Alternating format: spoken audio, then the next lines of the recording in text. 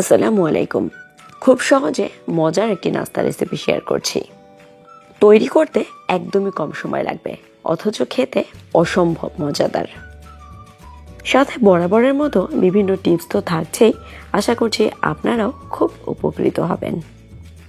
দুধ দিয়ে ঝটপট সুজি রান্না করে দেখাচ্ছি, আর এজন্য আমার মূল উপাদান হলো সুজি। এই সুজিকে আমি বাসায় তৈরি করে নিয়েছি। সুজির দানাগুলো একটু কাছ থেকে দেখিয়ে দিয়েছি, তবে কেনা সুজি দিয়েও সেম প্রসেসে রেসিপিটা হবে। এই সুজি রান্নার জন্য আমি গরুর দুধ ব্যবহার করছি, তবে আপনি চাইলে গুঁড়া দুধকে লিকুইড করেও সেম প্রসেসে রেসিপিটা করতে পারবেন। একদম হাই হিটে জাস্ট দুবার দুধে বলক তুলে নিচ্ছি।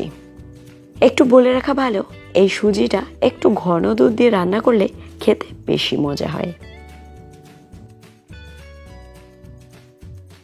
এবার এই দুধের ঘনত্বকে আর একটু গাঢ় করার জন্য গুঁড়া দুধ ব্যবহার করলাম প্রায় 1/4 কাপ। আমি সরাসরি এই দুধেই ব্যবহার করলাম, তবে আপনি চাইলে ঠান্ডা পানি দিয়ে গুলে তারপরও ব্যবহার করতে পারেন। এবার হাই হিটেই একটু নেড়ে চেড়ে একটা বলক তুলে সুজি ব্যবহার করছি। আচ্ছা, ভালো কথা, যেহেতু এই সুজিটা আমি বাসায় তৈরি করেছি, এর স্বাদ ও ফ্লেভারটাই অন্যরকম। এজন্য আমি আলাদাভাবে ফ্লেভার আনার জন্য আর এলাচ, দারচিনি এগুলো ব্যবহার করলাম না। তবে আপনি যদি কেনা সুজি ব্যবহার করেন, সেক্ষেত্রে অবশ্যই ব্যবহার করবেন। একটু খেয়াল করুন, এই যে আমি দুধের সুজি ব্যবহার করছি, এটা কিন্তু একবার চপাত করে ঢেলে দিইনি, বরং একটু একটু করে দিচ্ছি আর অনবরত নেড়ে দিচ্ছি। সুজি যদি একবারেই ঢেলে দিতে যাই, সেক্ষেত্রে সুজির তলানিতে দলা পেকে যাবে। এজন্য অবশ্যই এই টিপসটা ফলো করতে হবে। আগেই বলেছি, এই সুজিটা রান্না করতে খুবই কম সময় লাগে, অথচ খেতে অসম্ভব মজাদার। এখন আমি চুলার আঁচটা আগের থেকেও কমিয়ে দেব, কেননা এই সুজিটা ফুটতে একটু সময় দিতে হবে।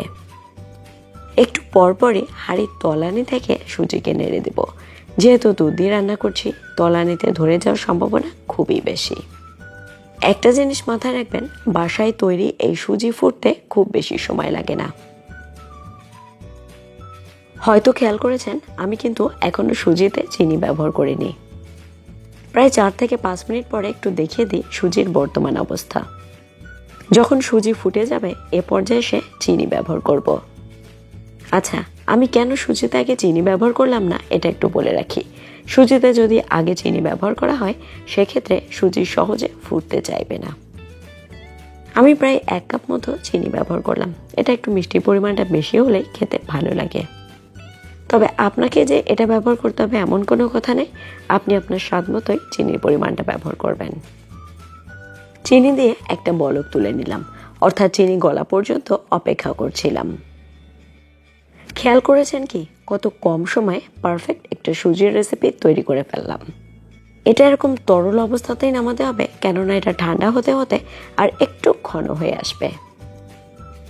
এবং এই গরম অবস্থাতেই যে ডিশে পরিবেশন করবেন, সেই ডিশে তুলে নিতে হবে। দেখার সৌন্দর্যের জন্য উপরে বাদাম ও কেশর দিয়ে পরিবেশন করে নিয়েছি। সকাল কিংবা বিকালে রুটি ও পরোটার সাথে ঝটপট সুজির এই রেসিপিটি একদম জমে ওঠে। আবার সুজির এই রেসিপিটি তৈরি করে ফ্রিজে 3 থেকে 4 দিন অনায়াসেই সংরক্ষণ করতে পারবেন। আশা করছি ঝটপট সুজির এই রেসিপিটি আপনাদের অনেক ভালো লেগেছে। আমি আজকের মতো বিদায় নিচ্ছি। সবাই খুব ভালো থাকবেন, আমার জন্য দোয়া করবেন। আল্লাহ হাফেজ। আসসালামু আলাইকুম।